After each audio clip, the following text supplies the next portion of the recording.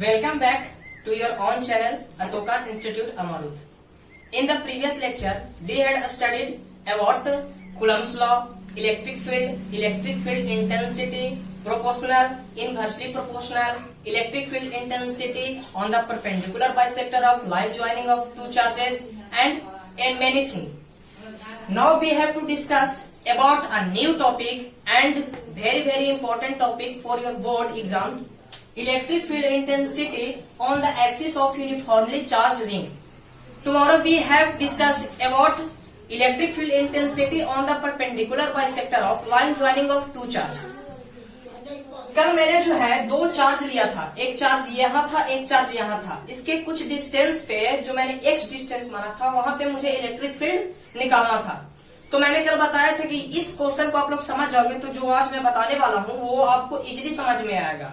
और ये क्वेश्चन आपके बोर्ड एग्जाम में आ चुका है, तो इसको थोड़ा आप लोग ध्यान दीजिएगा और इसको कई बार आप लोग अपने कॉपी में बनाने की कोशिश कीजिएगा ताकि आप लोग के दिमाग में ये सेटअप हो जाए. ठीक है, तो इसमें क्या करना है, हम लोग को रिंग के द्वारा एक इलेक्ट्रिक फील्ड निकालना है. हमारे पास तो सिर्फ यही अवेलेबल है.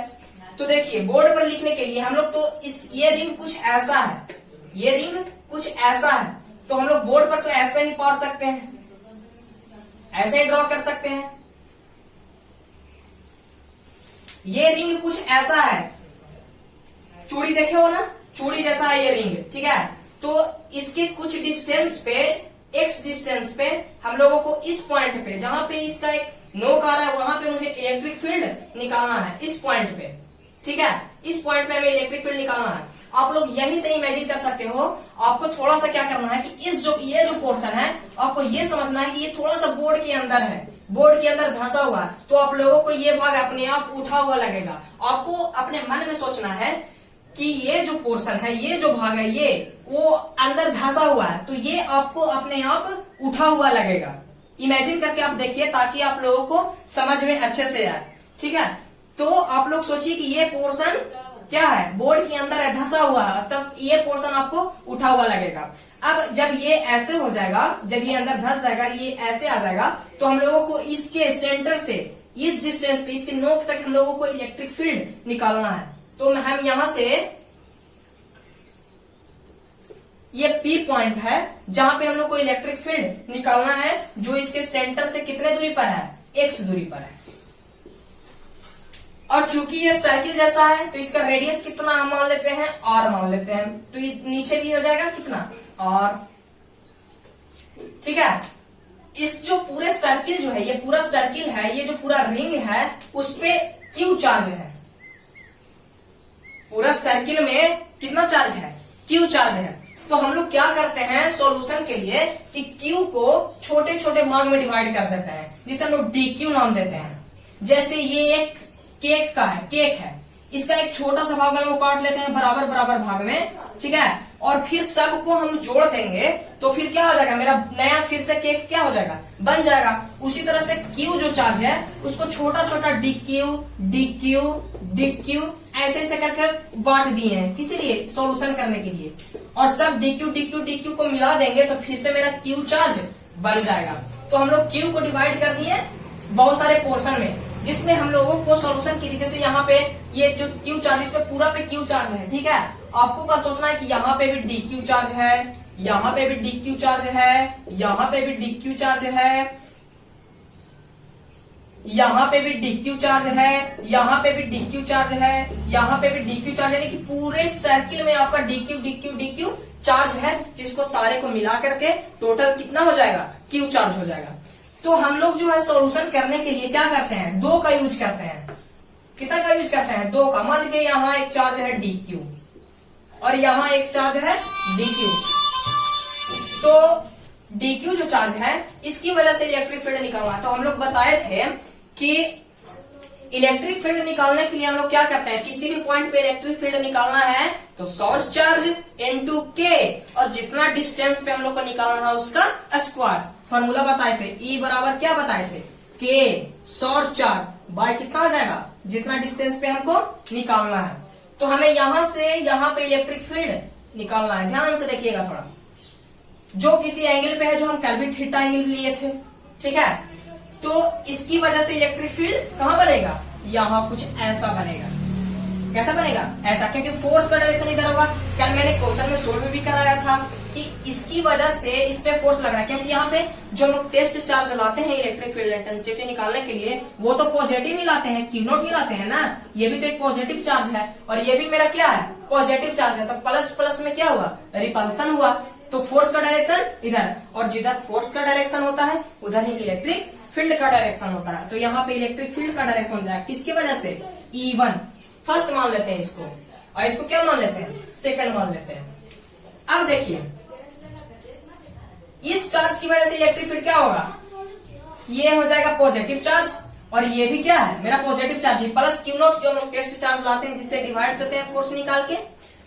तो इसकी वजह से इलेक्ट्रिक फील्ड इधर हो जाएगा, क्योंकि ये भी प्लस ये भी प्लस, तो प्लस प्लस में रिपल्सन होगा, तो इलेक्ट्रिक फील्ड का डायरेक्शन इधर हो जाएगा, E2।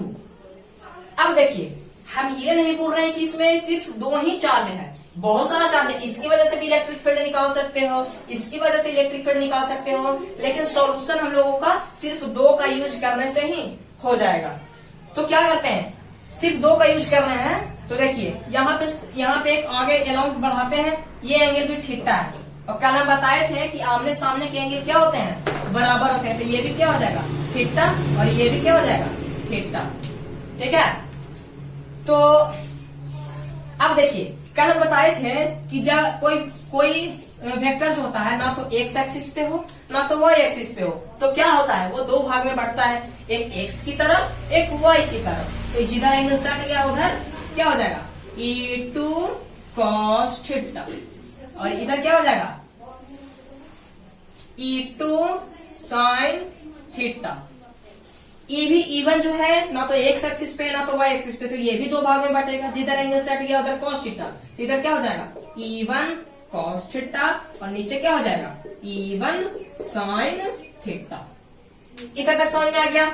अब कल जो है हम लोगों को सिर्फ दो चार्ज था, कितना चार्ज था, दो चार्ज था। तो दो चार्जों के लिए हम लोग सिर्फ क्या करते थे कि ये दोनों तो आपस में कट जाता था, क्योंकि ये इस तरफ का इलेक्ट्रिक फील्ड है, ये इस तरफ का इलेक्ट्रिक फील्ड है, तो दोनों क्या होता था, कट जाता था। क्योंकि हम लोगों को पता है कि अगर इधर 5 न्यूटन का फोर्स लग रहा है, इधर 5 न्यूटन का फोर्स लग रहा है, तो नेट फोर्स कितना, 0। अगर मैग्नीट्यूड सेम हो और डायरेक्शन अपोजिट हो तो वो एक दूसरे को क्या कर देते हैं, कैंसिल कर देते हैं, ठीक है। इसका सबसे सिंपल एग्जाम्पल हो सकता है आपका फोर्स का डायरेक्शन हो सकता है। जैसे देखिए मान लीजिए कोई वस्तु यहाँ है, कोई वस्तु यहाँ है, इधर से उसको 5 न्यूटन फोर्स से खींच रहा है, और इधर भी उसको 5 न्यूटन के फोर्स से खींच रहा है। तो क्या ये वस्तु इधर जाएगा, नहीं।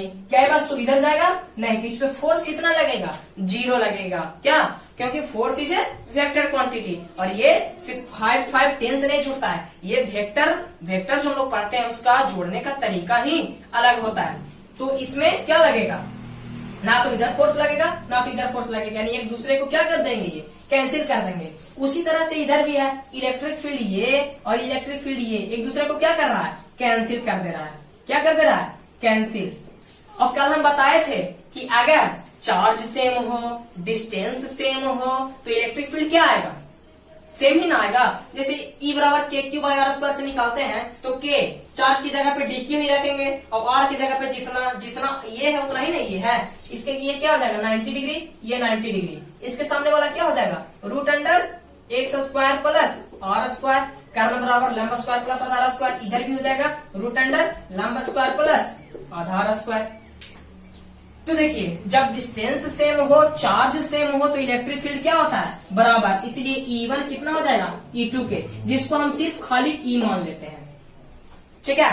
अब बोलोगे कि यहाँ पे तो बहुत सारे चार्ज हैं, तो सोचिए इस चार्ज की वजह से जो इलेक्ट्रिक फील्ड आएगा उसका भी डायरेक्शन कुछ इधर होगा, इस चार्ज की वजह से जो भी इलेक्ट्रिक फील्ड आएगा उसका डायरेक्शन इधर होगा, ये भी दो भाग में बटेगा, ये भी दो भाग में बटेगा। इस चार्ज की वजह से जो इलेक्ट्रिक फील्ड होगा वो भी दो भाग में बटेगा, जिसका ये ऊपर वाला भाग और नीचे वाला भाग क्या हो जाएगा, कैंसिल होगा। यानी जितना भी चार्ज से आप निकाल लो, ऊपर वाला भाग और नीचे वाला भाग क्या होने वाला है, कैंसिल। जुटेगा तो सिर्फ कौन, तो जुटेगा सिर्फ ये इधर एक्स एक्सिस वाला जुटेगा, क्योंकि ये कट नहीं रहा। जैसे आप देखो, मैं आपको बताने की कोशिश करता हूं।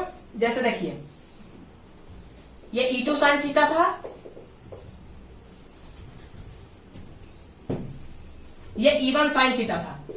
अब देखिए हम इस चार्ज की वजह से निकालते हैं, तो यहाँ पे इलेक्ट्रिक फील्ड क्या होगा, ऐसे होगा, ठीक है। तो इलेक्ट्रिक फील्ड का डायरेक्शन ऐसे, और ये भी तो अब थीटा एंगल पे है, तो ये भी तो दो भाग में बटेगा, एक ऊपर एक नीचे, एक नीचे एक ऐसे, तो ये वाला और इसकी वजह से जो निकाल देंगे इसका डायरेक्शन इधर होगा, तो ये भी तो दो भाग में बटेगा, एक इधर एक इधर, तो ये वाला और ये वाला हमेशा क्या होने वाला है, कटने वाला है। जुटेगा सिर्फ कौन, तो E cos theta, E cos theta, E cos theta, क्योंकि चार्ज बहुत सारे हैं, ई कॉस थीटा बहुत सारे क्या हो जाएंगे, जुड़ जाएंगे, ठीक है। और जो ये सब पोर्शन है ये अपने आप कटता जाएगा, जुटेगा सिर्फ ये। तो क्या करते हैं, जब बहुत सारा जोड़ना रहता है एक ही चीज को, तो हम लोग 12th में इंटीग्रेशन का यूज करते हैं, ठीक है।